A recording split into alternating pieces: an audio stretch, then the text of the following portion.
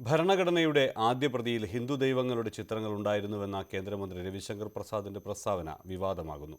ഭരണഘടനാ വിദഗ്ധരും മുൻ ചീഫ് ജസ്റ്റിസുമാരും പങ്കെടുത്ത സെമിനാറിലായിരുന്നു കേന്ദ്രമന്ത്രിയുടെ പരാമർശം. രാജ്യത്ത് വർദ്ധിച്ചുവരുന്ന അസഹിഷ്ണുതയെയും മതേതരത്വ വിരുദ്ധ നിലപാടുകളെയും ചെറുക്കാനുള്ള ആദ്യത്തെയും അവസാനത്തെയും ആയുധമായി ഭരണഘടനയെ ഉയർത്തിപ്പിടിക്കുമ്പോഴാണ് സംഘപരിവാറിന്റെ പുതിയ നീക്കം. ഭരണഘടനാ വിദഗ്ധരും മുൻ ചീഫ് ജസ്റ്റിസുമാരും മുൻ നയതന്ത്രജ്ഞരും നിയമജ്ഞരും പങ്കെടുത്ത വേദിയിലായിരുന്നു കേന്ദ്ര നിയമമന്ത്രി ഈ വിധം പ്രസ്താവിച്ചത്. ഭരണഘടനയുടെ ആദ്യ പ്രതിയിൽ ഹിന്ദു ദൈവങ്ങളുടെ ചിത്രങ്ങളുണ്ടായിരുന്നു. ദൈവങ്ങളായ രാമന്റെയും കൃഷ്ണന്റെയും വിവേകാനന്ദനടക്കമുള്ള ഗുരുക്കന്മാരുടെയുമൊക്കെ ചിത്രങ്ങൾ നിറഞ്ഞതായിരുന്നു ഭരണഘടന.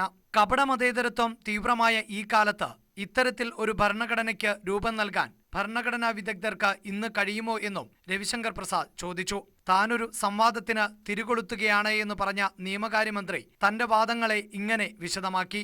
ഭരണഘടനയിൽ മൗലികാവകാശങ്ങളെക്കുറിച്ച് പറയുന്ന ഭാഗത്ത് രാമനും ലക്ഷ്മണനും സീതയും ലങ്കയിൽ നിന്ന് യുദ്ധം വിജയിച്ച് മടങ്ങിവരുന്ന ചിത്രമായിരുന്നു.